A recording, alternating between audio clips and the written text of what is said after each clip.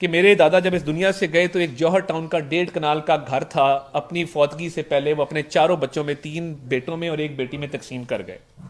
मुझे कोई पाकिस्तान का सियासतदान दिखा दें जिसका कोई असासा ना हो, जिसने अपनी सारी गांव की जमीन लोगों के नाम वक्फ कर दी हो, जिसने एक ट्रेनिंग इंस्टीट्यूट वहां पे बना दिया हो। मैं आज भी किराए के घर में रहता हूं, 3 लाख उसका किराया है। तो बात यह है, कोई सबूत देना किसको ब्रीफ केस दिया, किस बात के लिए दिया, और उसका क्या सबूत है। बातें करना तो बड़ा आसान है कि जी तनकीद कर दो। रफीक तारड़ साहब ने 3 बेटे हैं, किसी को प्रैक्टिस नहीं करने दी वकालत।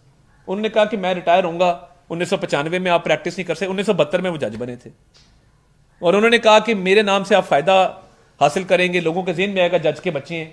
तीसरी नस्ल में मैंने आके लॉ किया। तो हम तो इस तरह के लोग हैं। इस वक्त जितने हाई कोर्ट्स हैं, जितना सुप्रीम कोर्ट है, सारों के असासे सामने रख दें, और अगर रफीक तारड़ का असासा किसी ज्यादा निकल आए तो मैं सियासत छोड़ दूंगा और इन सारे जज साहबान से माफी मांग दूंगा। अच्छा।